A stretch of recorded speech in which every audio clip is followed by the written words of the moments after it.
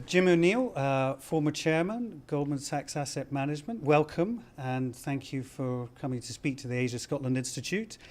You've retired now, and it's over 10 years since you famously coined the term BRIC to group the emerging economies of Brazil, Russia, India, and China together. What was your thinking when you did that, and how has that evolved over the past decade or so? My thinking was pretty basic, really, as it's been the story of my life. I, by coincidence, was just about to become the sole head of economics research at Goldman Sachs. And at the same time, by coincidence, the terrible tragedy of 9/11 just took place with the bombings and all the rest of it in New York and Washington. I happened to be in one of the buildings 2 days before, so it was quite a big impact for me in a personal sense. But through the horror, I sort of read into that a sort of strange thought that for globalization to thrive, it probably could no longer be, as it was progressing, just a version of Americanization. That we'd had the previous decade more and more that globalization was Americanization. And I came to the conclusion that that was no longer sustainable, and that if we're going to have globalization, we had a much more complex world in which all these countries would be part of, because they had large populations and they were trying to engage in world trade. And so that was the core of it. Nearly 12 years on, which it will be by September, it's all, until recently, progressed way bigger and way more than I would have dreamt of at the time. And some people do say that the BRICS may be stumbling a little bit at the moment. Yeah. China aging, Brazil riots in the streets, Russia not so great economic growth. I mean, what are your thoughts on where these economies move from here and what's been happening? Well, by and large, I would say that those kind of comments, some of which have been around for the past year or so, are a little bit naive. Because people are judging now by the standards of that first decade, but even I was significantly outbeaten by my expectations with what actually happened. And so anybody that really looks at those places closely wouldn't have dreamt that they'd carry on the same way as they did the first decade. So some slowing was pretty likely, and in fact for this decade I've assumed, as I'll show in this meeting, that they would slow. And so by and large, a lot of it is not a big deal to me yet, because especially China is in line with what I've been assuming. That said, ironically, and contrary to another dilemma for the West, is that the two places of the four which are most disappointing are the two democracies. It's really Brazil and India. China has only slowed because the government has deliberately tried to slow it, and it's actually still faster than I've assumed, decade to date. And Russia's pretty close to what I've assumed. It's really Brazil and India that have been disappointing, and they have been. So they need to do things to get their economies stronger again and undertake further policy changes. And what sort of things? Well, it differs in each. I was actually in India for less than a day about 2 weeks ago, meeting the rather controversial character, Mr. Modi, who may head up the BJP in the next election. And I was asked to present to a group as bigger than in this room, actually, on the 10 things that India needs to do to reach its potential. And it ranges from having good governance as opposed to just large governments, to things like trying to get more engaged in global markets, particularly foreign direct investment. And there's many things. India, in many ways, has more than the rest put together to do to reach its potential. I think in Brazil's case, in some ways, these riots, I think, are perhaps a good sign. I think it needs to carry on where it was going. The past 18 months, the government that's come in after Lula has sort of tried to do a bit too much of a China, ironically, when China's trying to do less of a China, i.e.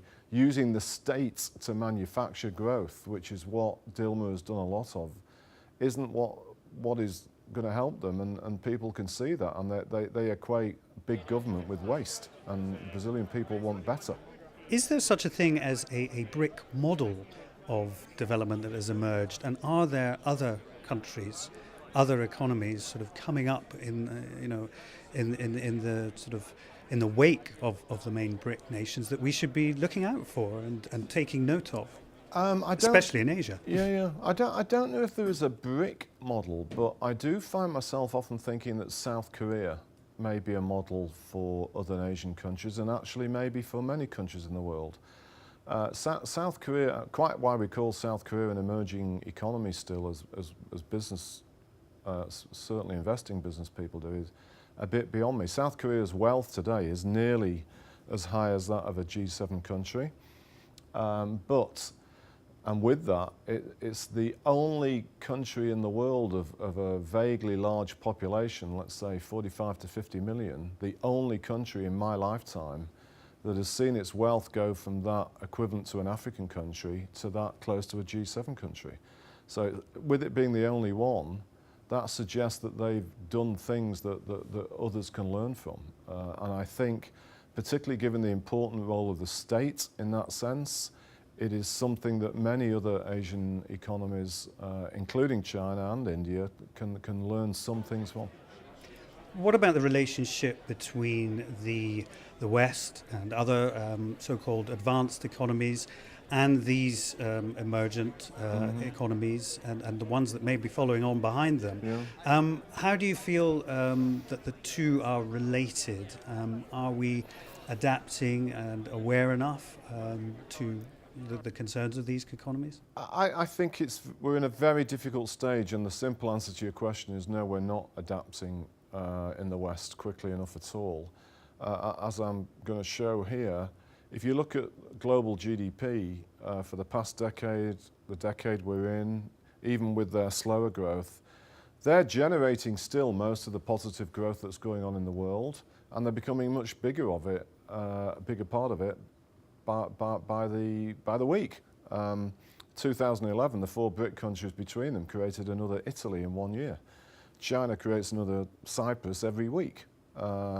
And yet these countries still don't have much of a say in global governance. We treat them as still very much second class. We dictate to them, or we try to, on how they should live their societies. They don't really want that. And what it suggests to me is we still need to get a more fairer and more optimal state of economic governance globally than we have. Even with weaker growth, China's impact on the world is getting bigger and bigger. I'm assuming this decade China grows by 7.5%. Decades so far, it's nearer 8.5%. And at 7.5%, that's equivalent to the US growing by 4%, which the US has never done in a decade since I've been born. So if the US was growing by 4%, everybody would be going, wow. And China growing to 7.5%, everybody's going, oh dear. And so at the core of it, people have got to get their heads around that. And if China grows by 7.5% this decade, by the end of it, it will be as big as the US is today in US dollars. Their wealth will be twice what it is. And there'll be more and more economic and everything else with it importance of China in all aspects of our life. And there are so many things that we've got to get our heads around here in the UK, including not telling China about what it should do about a whole host of things, including the Dalai Lama, for example. They're not going to listen to us about that. If we want to do a lot of business with them and engage with them for our own benefit, we have got to find a way of accepting them on their terms rather than just presuming everybody ultimately wants to live just like we do, because they don't. But to help that, we need to have a G20, which is in some ways one of the few things that has come out of the appearance of the BRICS, although it took a crisis to do it. But we need to have a G20 that includes proper weight for these guys and not just some kind of add-on. Within it, maybe a revamped G7 group of countries in which it's just not developed countries and ones of a declining GDP. We need to give space to China in particular. And maybe ultimately even more weight for these guys in the United Nations, certainly in the IMF and World Bank, and so on and so on. Today you're going to be speaking to a mixture of people, business people, many students as well.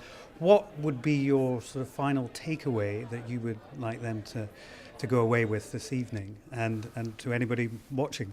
My final takeaway is to have an open mind. I mean, the thing at the core of the BRICS that I said to you at the start is it took one of the, if not one of, the worst events of my life to open my mind to this.